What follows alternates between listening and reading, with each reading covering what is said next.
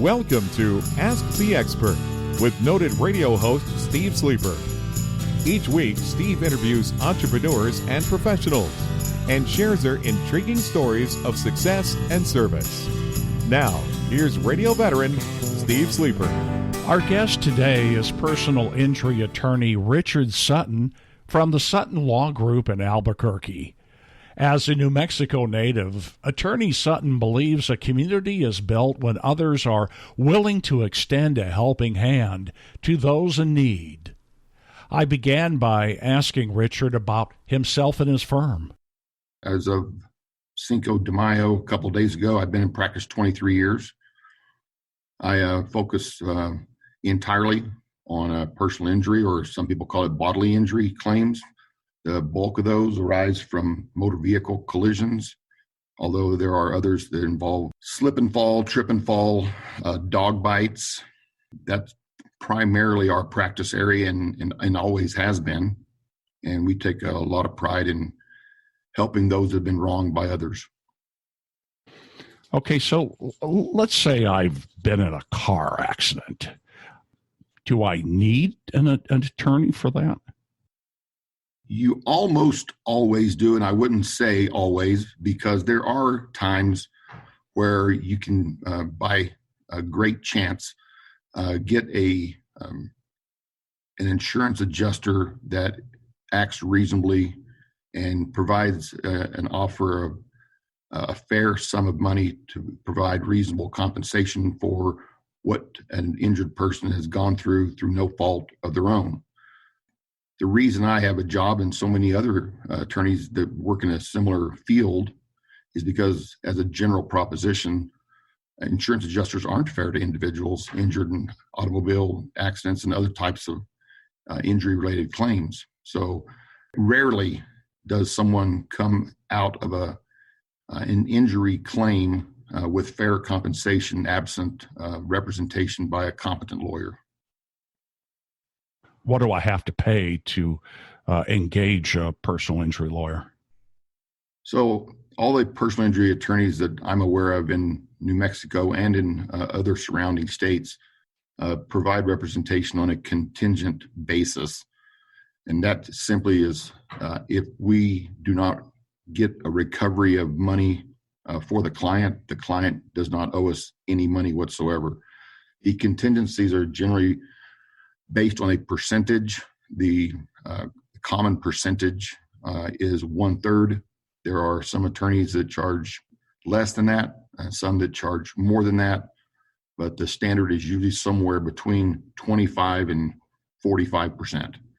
And the most common, in my experience, has been 33 1/3% of whatever the gross amounts collected are.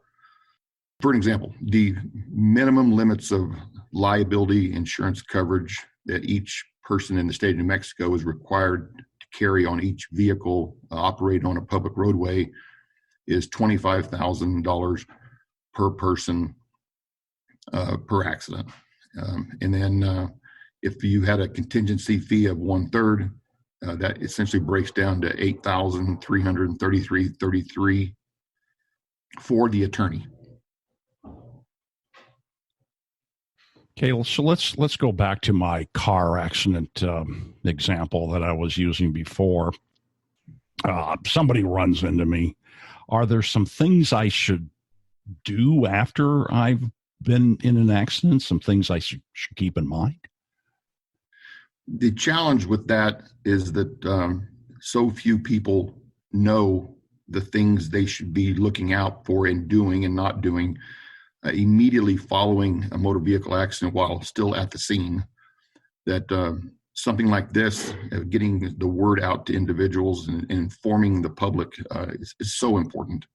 And so the things that an individual should keep in mind if they're involved in a motor vehicle accident, whether they're at fault, partially at fault, or entirely not at fault, you should do some of the following.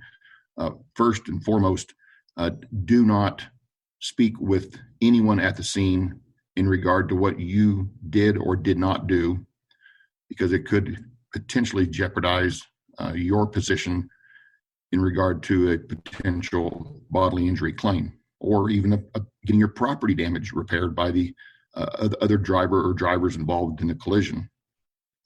You oftentimes will have a police officer or a police service aide come to the scene because either one of the drivers or even a passerby may call 911 or a non-emergency police number. Obviously, if the officer asks you questions, you need to be truthful and answer their questions. But I wouldn't recommend speaking with anyone else at the scene other than getting the name and contact information for any potential witnesses. Oftentimes there's people that are either involved in the accident or that stick around the scene. It's very important to get their contact names and numbers so that they can provide a substantiation of the facts surrounding the collision, if need be.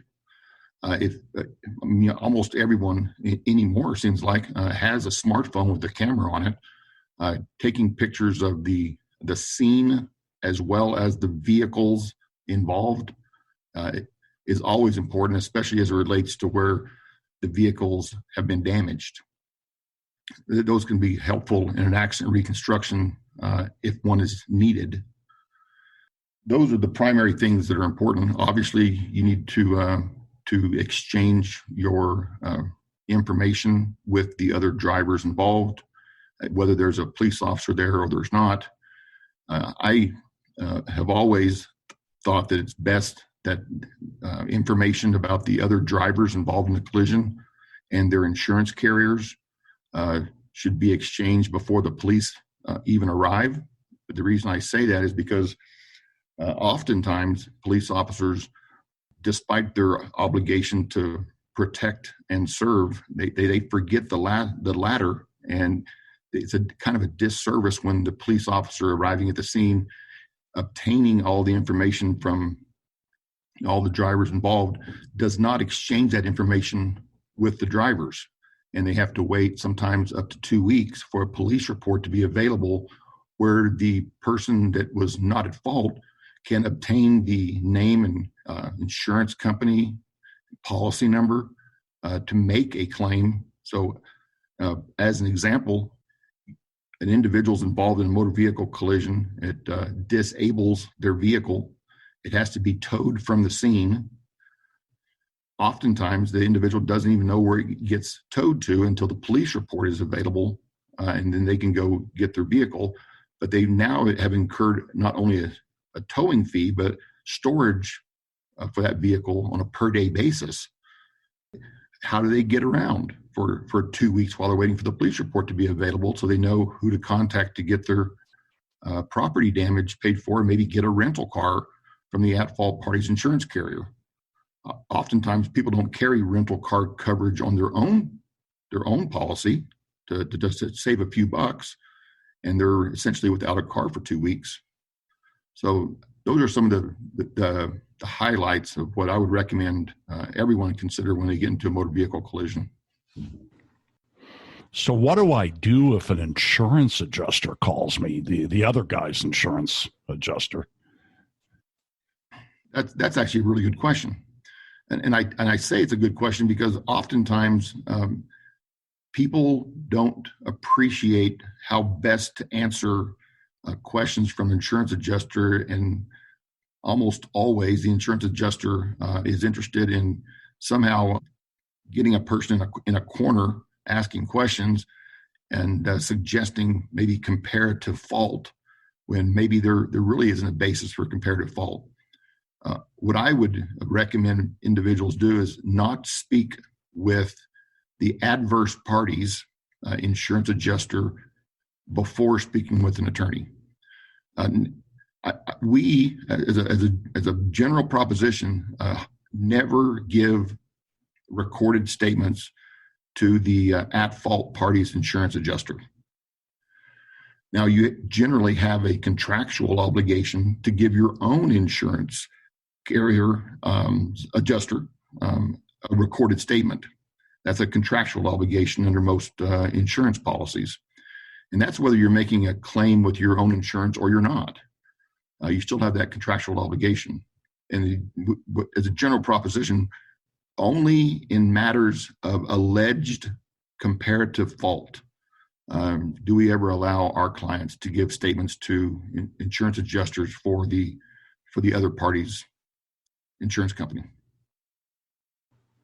As we record this podcast, we're a couple of months into the COVID-19 crisis. Are you open right now, and how are you able to meet with clients? Let me start by telling you I've had this or a similar discussion with several different attorneys that handle bodily injury claims about how this situation we're in has impacted their practice, and I will tell you how it's impacted theirs and mine. It's the same. We are obtaining much fewer new clients.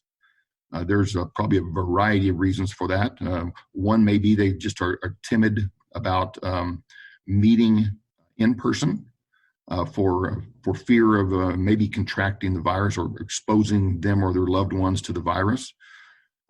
There's another explanation, I think, and that is that there's just a lot less cars on the roadways, and there's a lot less motor vehicle collisions.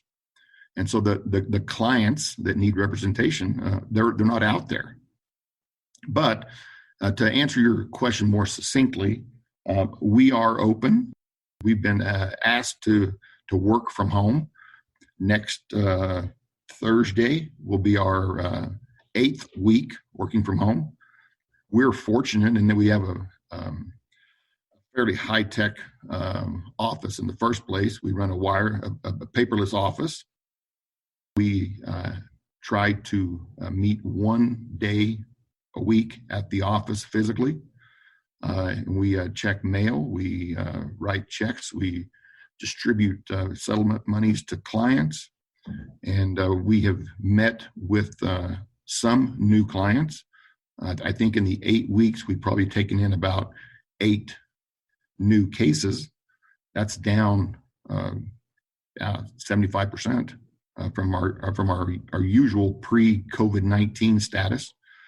And the discussions I've had with other attorneys is essentially the same. A lot of the big advertising personal injury attorneys are putting their advertising money into new commercials indicating how they can represent you without ever seeing you. It's all video conferencing and emails and faxes and texts, and that's accurate. We don't need to meet with you personally, but what I've done is met all those new clients since the COVID-19 outbreak. I've met them all personally, but I do so sitting on one end of the conference table and allowing them or their family to sit at the other end of the conference table. And we actually email all the requisite documents that they can execute online and send back online via email. Do you see the situation, at least on the local level in Albuquerque, delaying claims? I would suspect that would have been the case.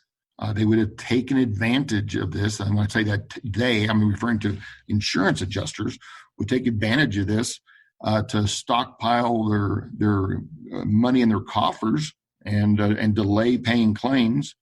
And I haven't seen that.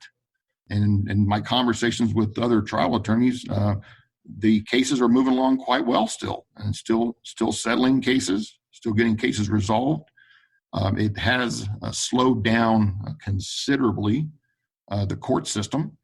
They're limiting a litigant's ability to personally appear in court. So that certainly does slow things down. And we have had some telephonic and some video conferencing hearings, but that's the exception rather than the rule. Richard, this has been really good information. Thanks for being on the Ask the Expert podcast. Well, it's been my pleasure to be with you. Thanks for listening to Ask the Expert with Steve Sleeper. Join us next time as entrepreneurs and professionals share their intriguing stories of success and service.